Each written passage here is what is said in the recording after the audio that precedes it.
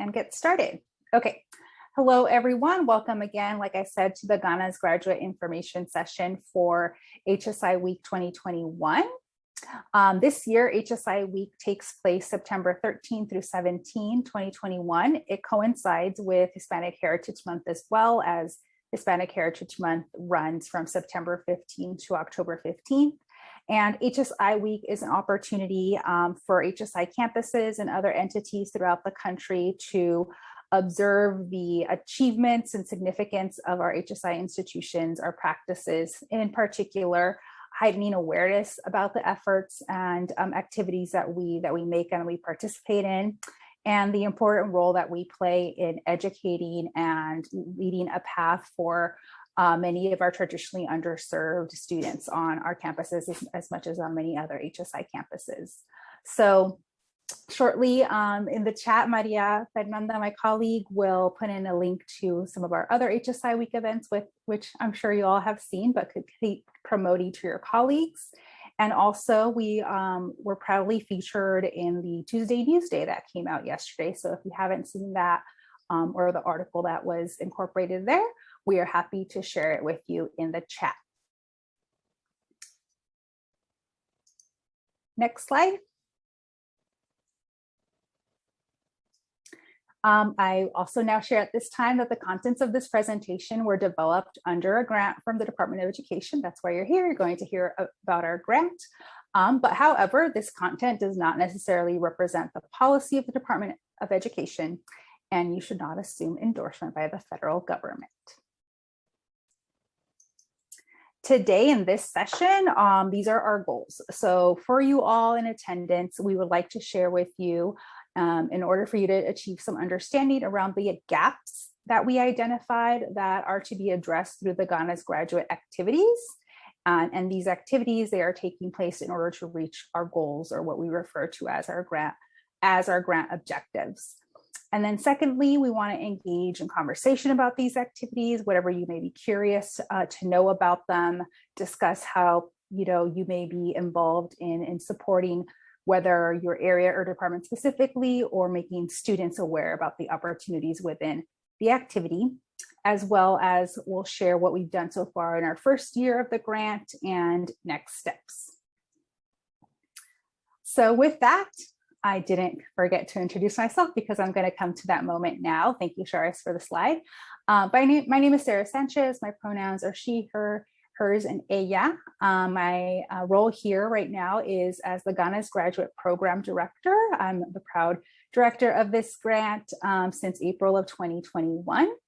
I've been on campus for 5.5 years. I most recently was a member still with the HSI team as part of the SEMIA HSI STEM grant, also, and working with EOP with that grant. And previous to that, I was the coordinator of undergraduate honors and research opportunities with undergraduate education. My co-presenter today is Charis Herzon. Charis, if you'd like to introduce yourself. Good afternoon, everyone. Thank you, Sarah. As Sarah mentioned, my name is Charis Herzon. My pronouns are she and her, and I'm the director of HSI Initiatives. I just want to say how fortunate I am to have this role and serve in this role for our campus. I'm a proud alumni as well. I received my undergraduate degree here some number of years ago. And I've also worked on campus for over 20 years, but been in the role as HSI director for about 4 years. So thank you. Charis. We are an intimate group today, and I'm very tempted to have folks introduce themselves. I will pause for a moment in case you would like to introduce yourself, but I understand that you perhaps did not join us wanting to do that, intending or anticipating to do so. But if you'd like, I will just pause for a moment in case somebody would like to unmute.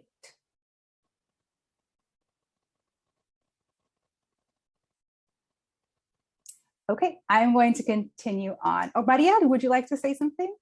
Yeah, I'll go ahead and introduce myself. Hi, everyone. My name is Maria Fernanda Alcantara. My pronouns are she, hers, ella as well. And I serve as a project consultant to the HSI team, primarily providing administrative support and project management for the implementation of the HSI grants. So I'm happy to share the space with all of you today. Wonderful. Thank you so much, Maria. And with that, I'm going to go ahead and have Charis continue with our presentation.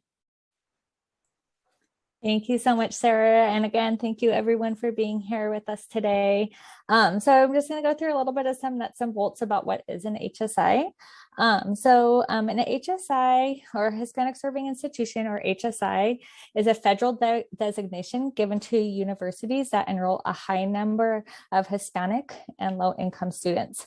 And that percentage to meet that mark for Hispanic students is 25%.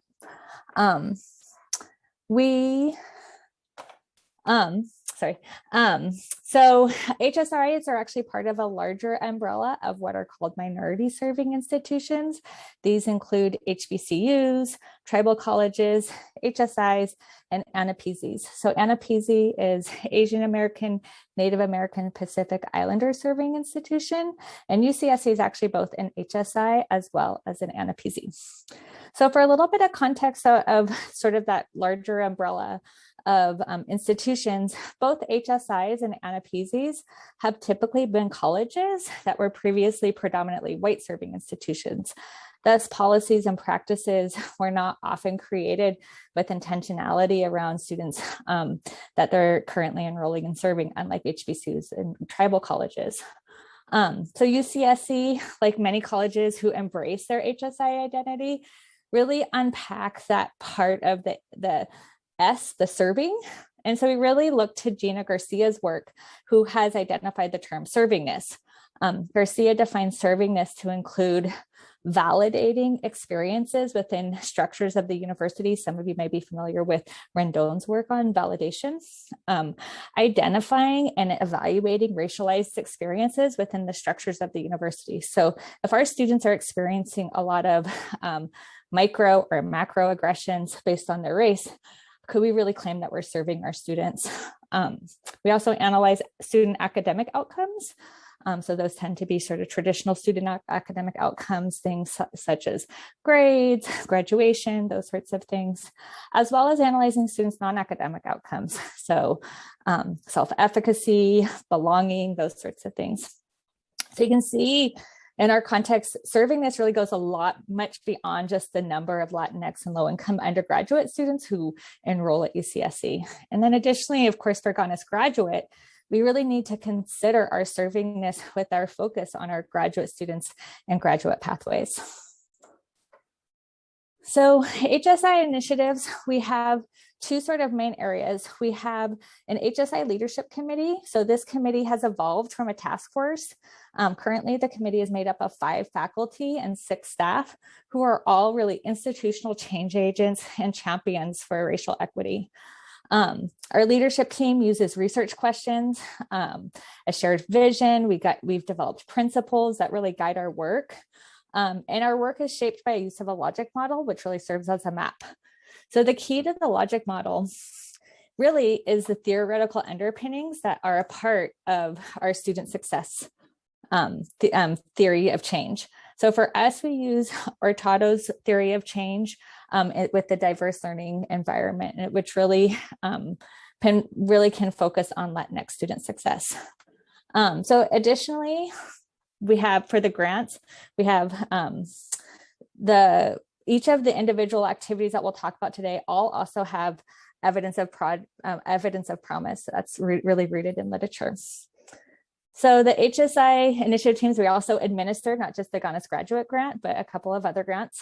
But even before they're administered, we really start with a grant writing team. Then if awarded, we have implementation teams. And then finally, since the Department of Education grants, which are the types of grants that our team has focused on, they're only funded for 5 years, unlike other grants that could be renewed. So we also have to think about sort of the offboarding. So we need to identify programs and methods for programs that we want to sustain and methods for that sustainability. So to get a sense of the scope of this grant implementation administrative team, for GANAS Graduate, we currently have about 35 staff who are working in various capacities. So now we get to the fun part, digging in a little bit more to how we really seek to change the institution and really change student outcomes with this practitioner inquiry cycle that we use, and it's from Dowd and Ben-Simon. So notice that, so I know these are a lot of small words, but over here, this part right here, this says problem identification through data analysis. So this is really important for staff and faculty to work together with students to really reflect on some of our disaggregated data and really seek to understand student pathways.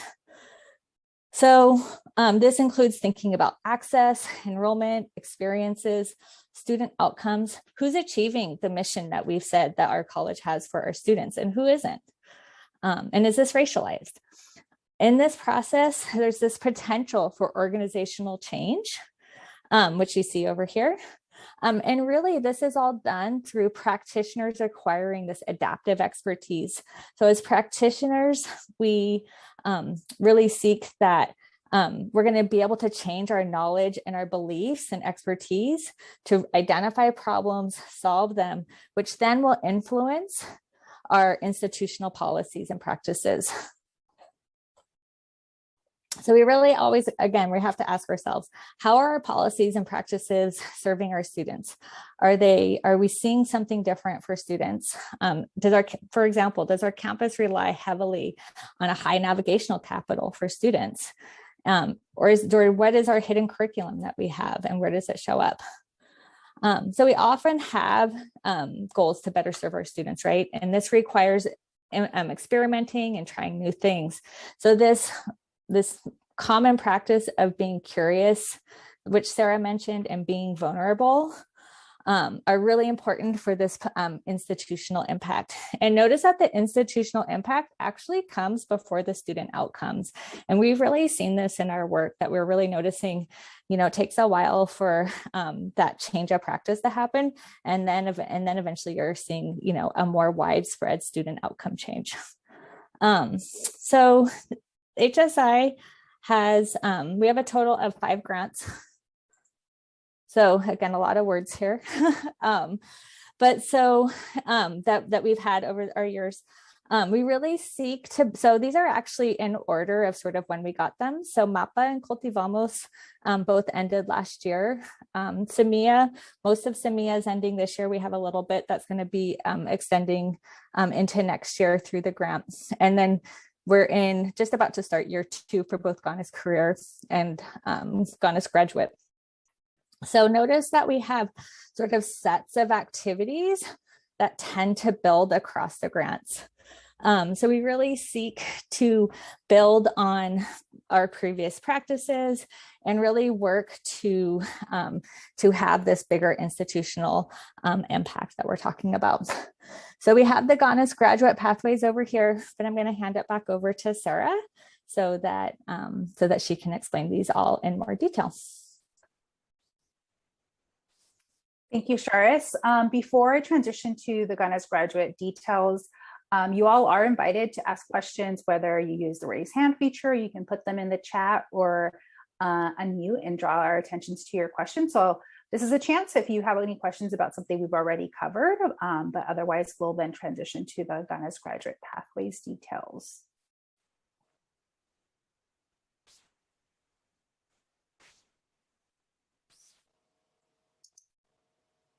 Okay, so yep, you're on the slide that I need, Charis. Thank you. So GANAS Graduate is what is known as a Title V Part B POHA grant, and POHA is PPOHA, which stands for Promoting Post-Baccalaureate Opportunities for Hispanic Americans.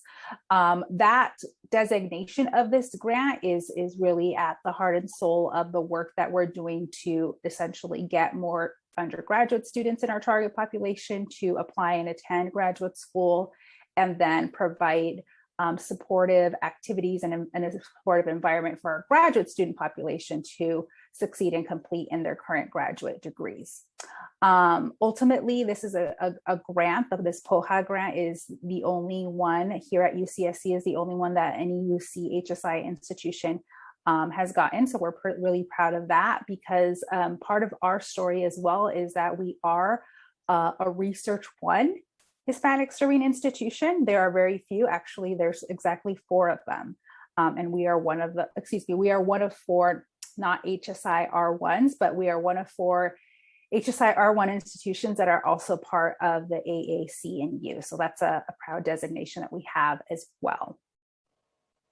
Part of our grant is to have a leadership structure. So I'm going to talk just a little bit about our executive leadership and our steering committee. So you'll see here, go ahead and go on to the next slide, Charis, that we have, as Charis alluded to, there are over 35 individual staff people who are a part of implementing, administering, tracking any given portion of our grant activities. This listing here is of our overall grant steering committee, folks who are who have an asterisk next to their name are also what we refer to as part of our executive leadership committee. Marcia in the chat will share a link to our overall administrative structure, which again is a document that we're perfectly fine sharing, so you can see who's part of these initiatives. So for example, and that in admin structure, you'll see Don, who's in attendance here. He's part of our activity number 1, our summer introduction to undergraduate research program. Hi, Don, thank you for joining us. Angel Dominguez is our graduate services counselor, and I'm going to talk more about Angel and their role shortly as well. But Charis, you alluded to having over, at least 35 individual people involved. That involves across 2 campuses. So as you can start to see here, and I'll talk more about, our grant also involves a collaboration with Cal State Monterey Bay. So we have a CSU campus as one of our partners. We also have, at this point, 3 out of the 5 academic divisions are part of our initiatives, and there is opportunity for the remaining 2 to participate as well. The graduate division is involved in our efforts as well, as so much as our areas within student success division, undergraduate education, and the business and financial unit as well, because of student business services and their slug sense program. That's another area that we partner with. Okay. Perfect, thank you. So one of the goals again for this presentation is some foundational knowledge to this info session was to make you all aware of the gaps that were identified that ultimately brought about the goals that we want to achieve and how we form the activities to achieve those goals. But these are the 4 gaps that have primarily been identified that inspire and really necessitate our work.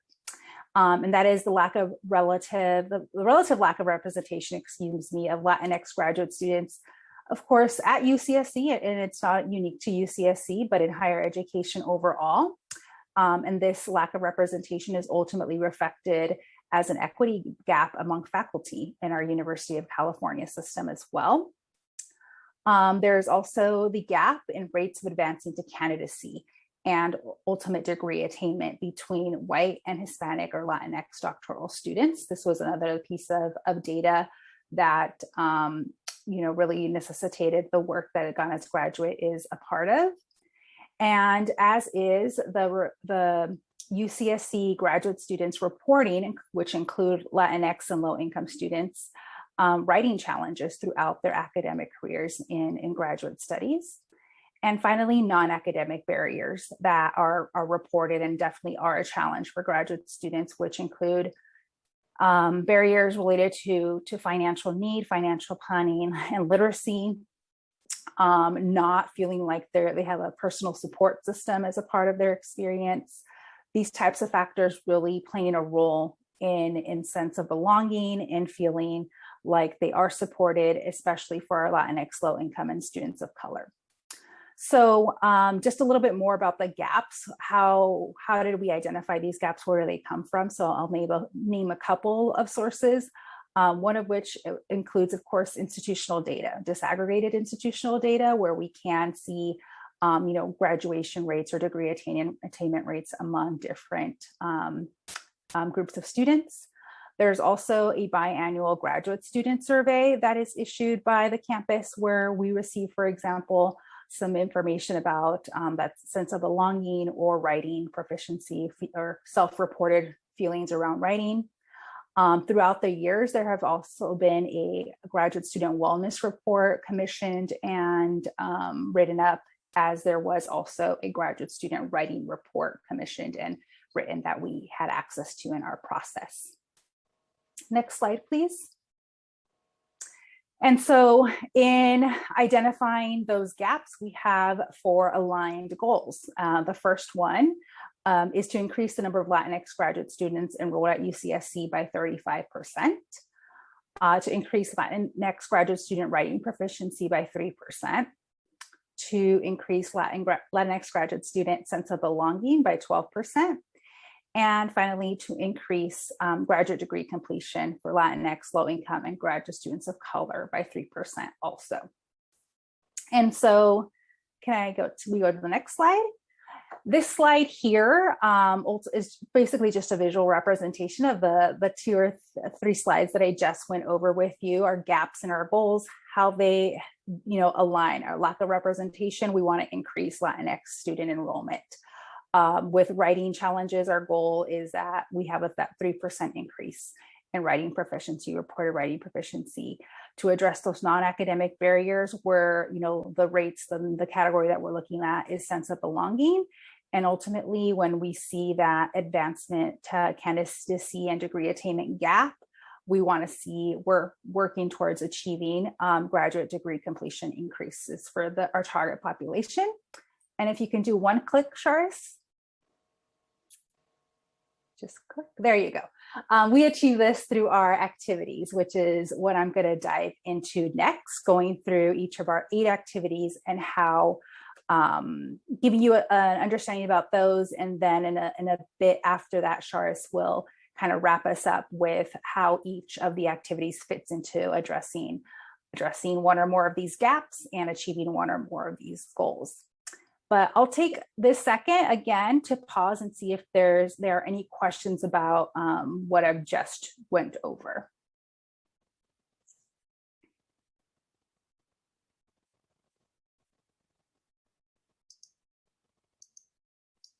Okay. I'm going to continue on to grant activities.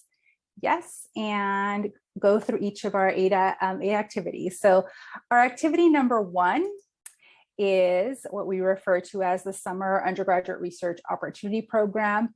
This is the key activity that has us partnering with Cal State Monterey Bay and their Undergraduate Research Opportunity Center, or affectionately known as UROC, on their campus, and by us, their collaborators. This will be a summer residential program that will engage Latinx undergraduates in research, an introduction to research. And it will involve students definitely from UCSC, but will also include some students from Cal State Monterey Bay. As a part of this experience, we will also not only give them an introduction to research, they'll be connecting with faculty. We ultimately want to try to launch them into academic year research experience as well, or get them as close, as prepared as possible for that type of experience. It'll be a 2-week program here at UCSC. We are going to include current graduate students to be mentors, not only during the 2-week program, but we're bringing them on board in winter 22 and spring 2022 to prepare and plan for their participation in their role in that program as well. This is a program whose planning is already underway. We have a committee that has been formed. We're budgeting, we're confirming dates, etc. And we thankfully get to launch this for the first time next summer.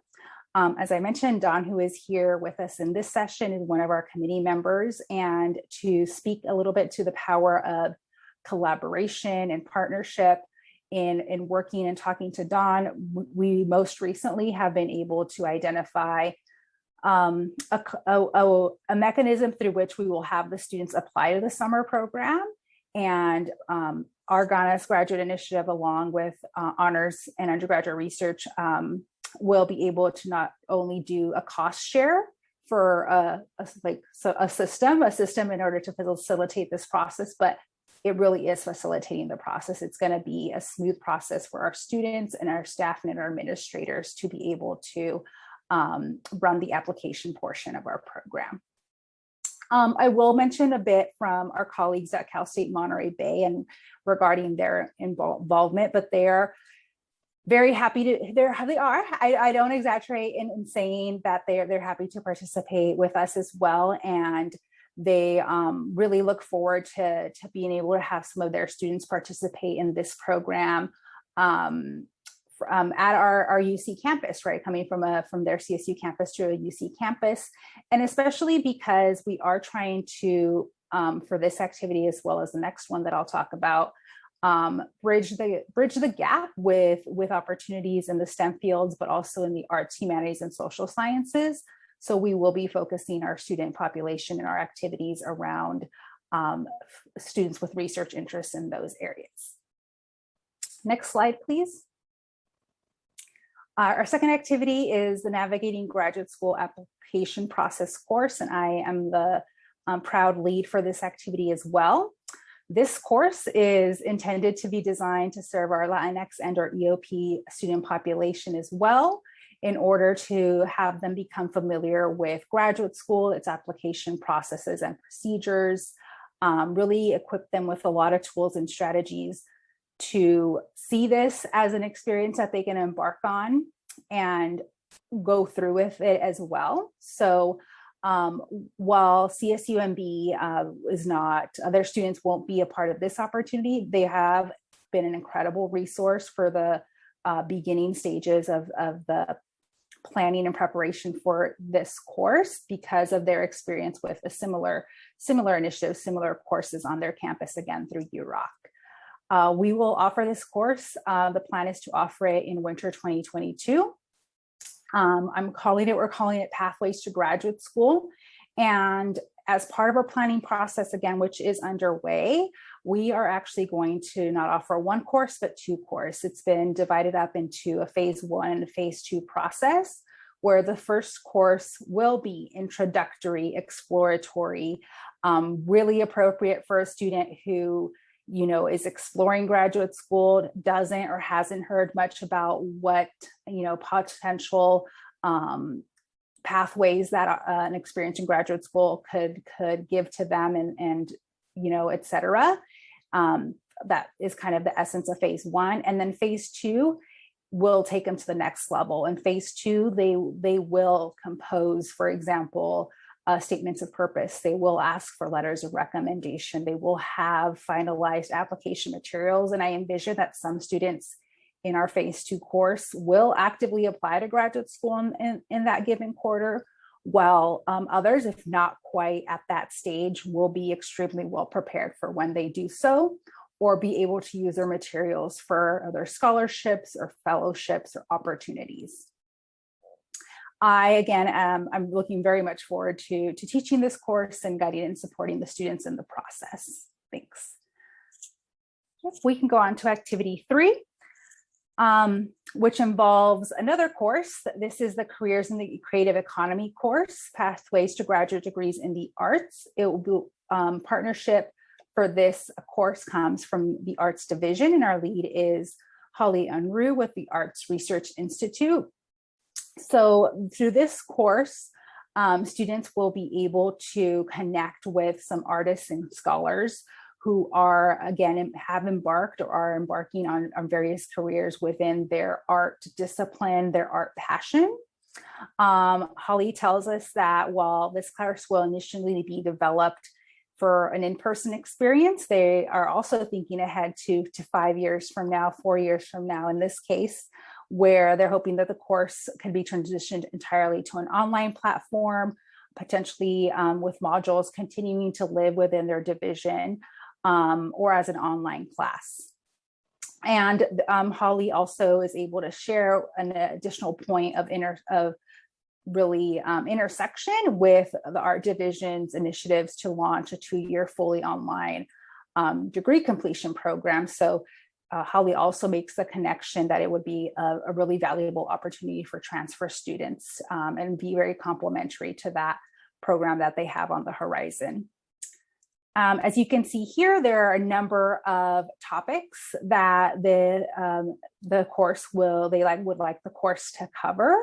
Some of the, for example, unique elements within the creative economy, the arts, etc., writing proposals and grants. That's a part of the work of these folks as well, as much as participating in residencies and public art projects. Really important, creating and maintaining an online presence. And what you'll see here in the bolded area at the bottom, that part of that tangible takeaway for the students who participate will be that they do share an online portfolio that include the key elements from the topics and activities covered in the course. Really unique part of this course also is that it will be a cross-listed course. The vision is that both graduate students and undergraduate students will be able to be participants in this course. So activities 1 and 2 are for undergraduate students. Activity 3 is a bit of a hybrid both for undergrads and graduate students.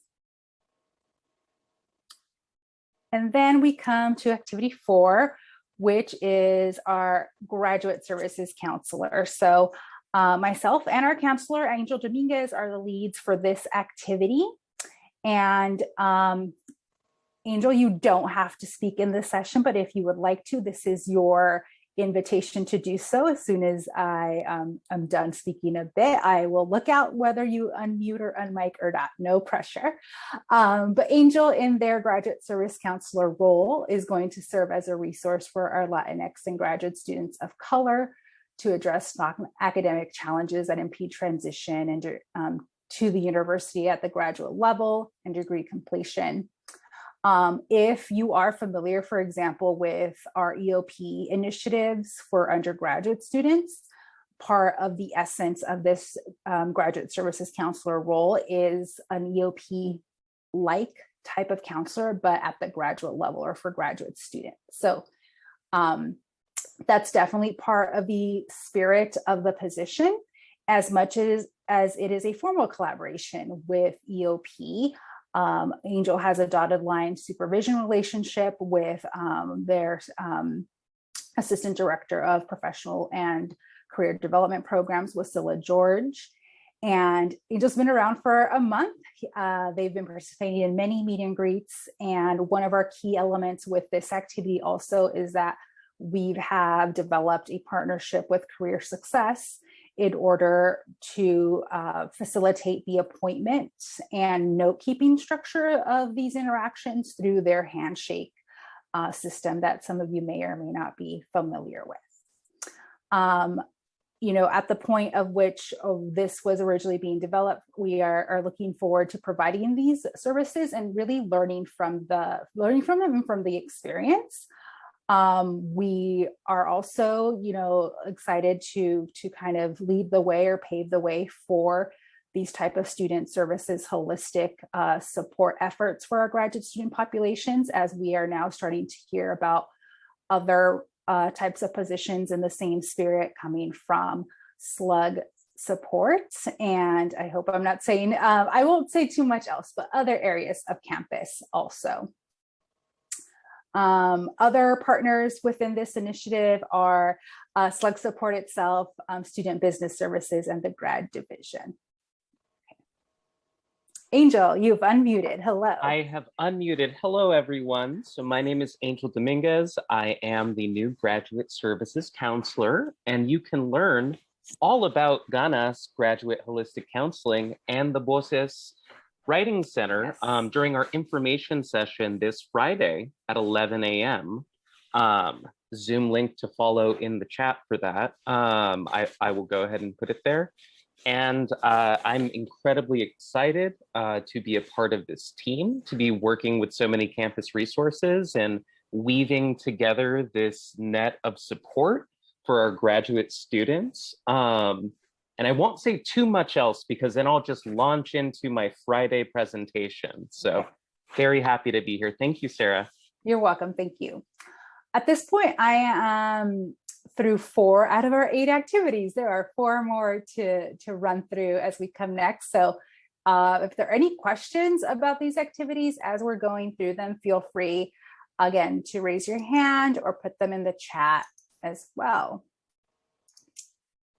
Okay, yep, we are now on activity number 5, the Doctoral Summer Bridge Program, for which Angel will be our lead for this activity. It is designed to be a 1-week residential bridge program for incoming graduate students to our campus.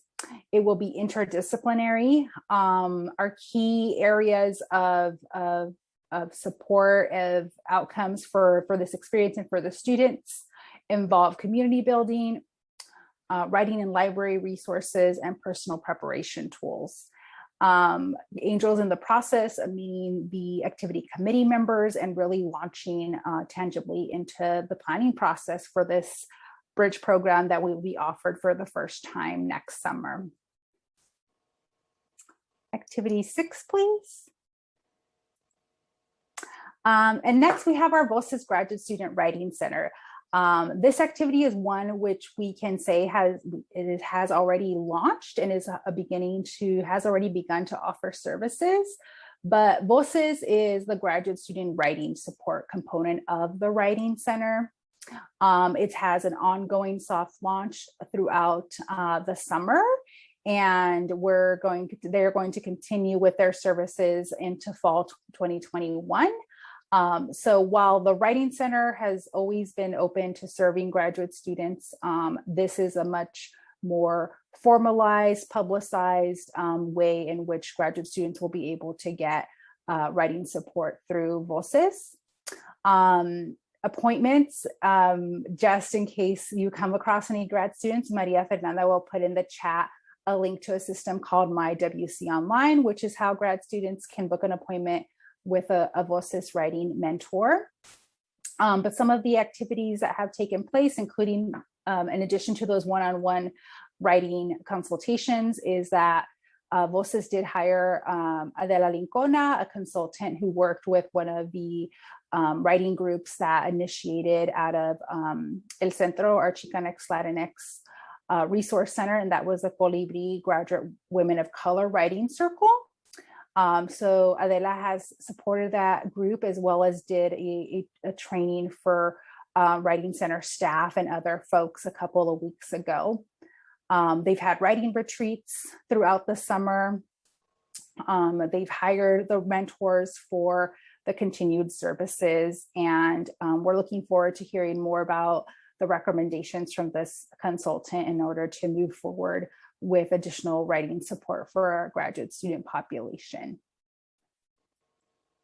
Activity 7, yes. Activity 7 is our graduate student first year experience course, or really courses, Induction to the Discipline Through Collective Learning. Our lead for this is our HSI Leadership Committee member and Professor of Literature, Juan Poblete. Ultimately, in the lifespan of GANAS Graduate, there will be 5 first-year experience courses that will be developed and taught from 5 different departments. That's our goal. The first one will be via Juan in the literature department, and these seminars are designed to introduce the first-year students to their discipline through a team-taught approach. So while we have a faculty member developing the course and being the instructor of record, that faculty member will also recruit 6 colleagues to be part of the teaching and really for the learning and the networking of the students' benefit as a part of those courses. Charis, can you go back one slide real quick, back to VOCES? I just wanted to point out in the upper right corner that is the wonderfully designed VOCES logo from our HSI marketing and communications intern. So first time I think we're using it publicly. Thank you to Maria and her team. And go ahead, yep, we are now going over to activity number 8, which is the Latinx Initiative for Future Teachers, or LIFT. Our leads are our colleagues in the education department, Celeste Hilberg and Cynthia Lewis. This initiative is designed to increase Latinx enrollment in graduate education, graduate teacher preparation. Not only that, but they are welcoming and sustaining, right, the students in this program and providing a positive experience for them as well. We're trying to address the shortage and really the need of Latinx teachers in California schools. And some of the elements of LIFT include undergraduate pathway outreach, guidance and support, so for their tests and for the applications, and then ongoing support for what we consider the identified LIFT scholars. So what does this look like? This is another activity that we're really happy that has already, launched and gotten off the ground. But for this present cycle, 13 students have been welcomed as the first cohort of LIFT scholars, and each of these students is awarded or was awarded a $400 amount for support of the state mandated tests that they have to take as part of their teacher preparation and pathway to the graduate program. And they also receive a $2,000 scholarship divided into 4 portions throughout their master's credential program. They all recently had a one-day orientation as a group. And also the next step, as far as, alluding to those additional support activities, is that there is a mentorship component where Celeste and her team are looking to recruit mentors for the students of the LIFT scholars, get them connected, and there'll be several other activities during the academic year for these students. And with that, this is just a summary of our eight activities, their current status, the next milestone, and a bit just to help you understand that we also talk about these 8 activities in the terms of pipeline interventions, with number 1, 2, and 3, right? Getting more students on that pathway to graduate school. And then our degree completion interventions, 4 through 8. We have students in the graduate school and graduate studies here on our campus, and so supporting them into degree completion. And then, as promised, I'm going to turn it over to Charis to talk us through how each of the activities connect to the gaps and the goals. Thanks, Sarah. So I know we're actually already at time, so I'll try to go through things a little bit quickly. So we had indicated that we'd like to increase the number of Latinx graduate students enrolled here at UCSC. So although a lot of these programs focus on students that are here, we do know that we have the opportunity to sometimes grow our own, but we're also hoping that these programs serve for students to go on to other schools as well for graduate school. We also are aiming, as we mentioned, to increase the writing proficiency. Clearly our main activity related to that is the VOCES activity.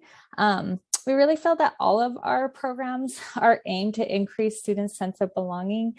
We really ground our work in really seeing students as whole students and really building relationships with students, validating students.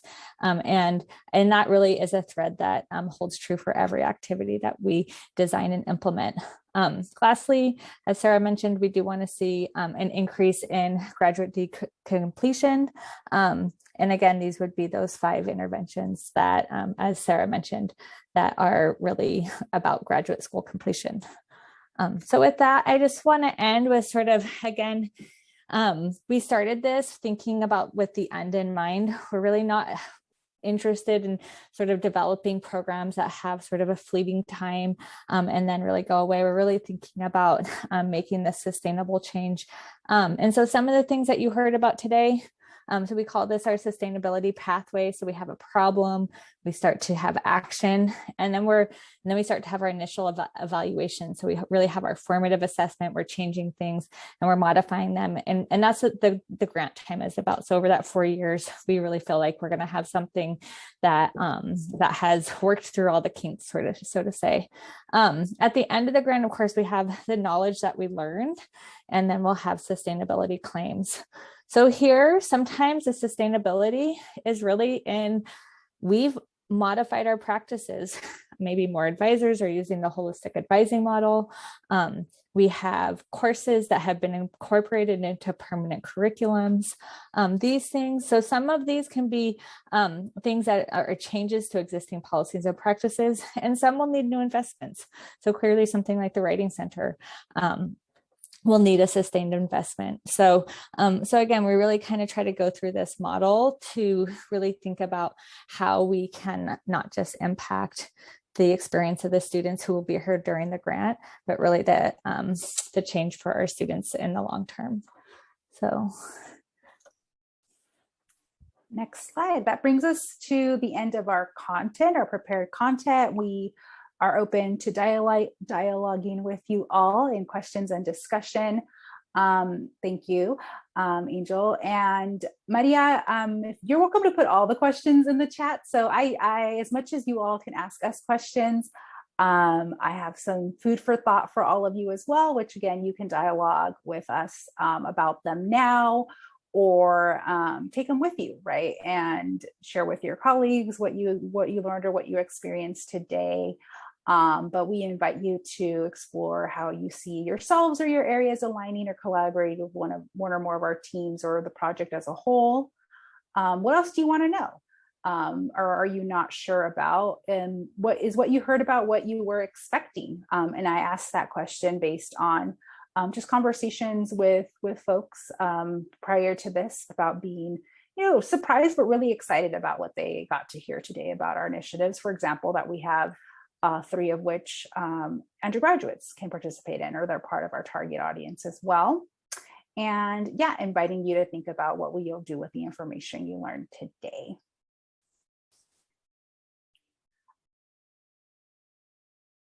As you all think of anything else, Charis, can you go on to the next slide?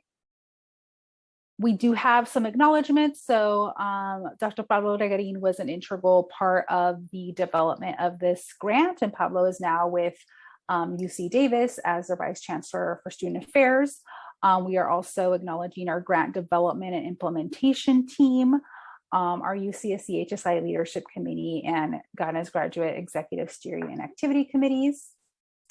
And we are proud to share the references with you, those of which are most pertinent to what we have here today. And we have one slide on that. And then finally, contact info, should you wish to reach out to us. In the last slide. Oh, plug for our 2 remaining presentations first. Angel referenced the one on Friday, and Lydia, we're plugging the GANAS career info session tomorrow as well. So I see a question in the chat about being an ANAPZ, which again referred to Asian American, Native American, Pacific Islander Serving Institution.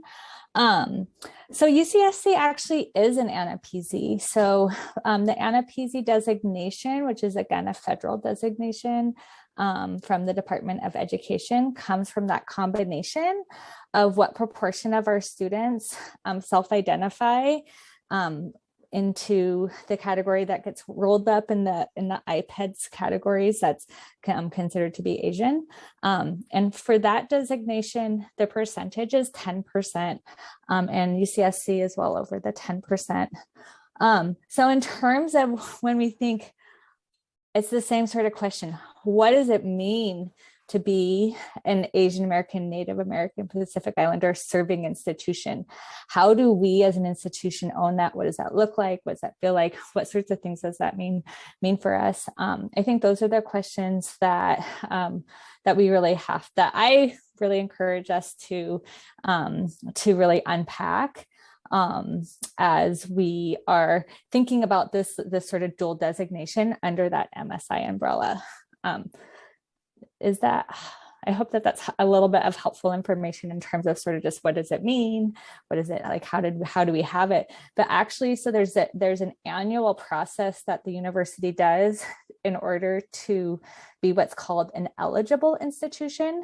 So you may have the student demographic that fits the federal designation, but there's an annual process where we actually apply and kind of show that we have the percentage, the IPEDS percentage for either the Asian American, Native American, Pacific Islander students or for the Latinx students. And then we also have to show that we are serving a high proportion of low income students. So that's a combination of working with our institutional research team and our financial aid team. And once you have done that application, like we did that application for this year, that means that we're eligible this year too. Most of that is around being eligible to apply for grants.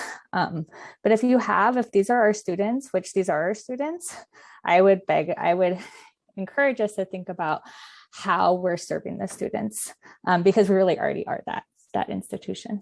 So I think that's a great question. Thank you.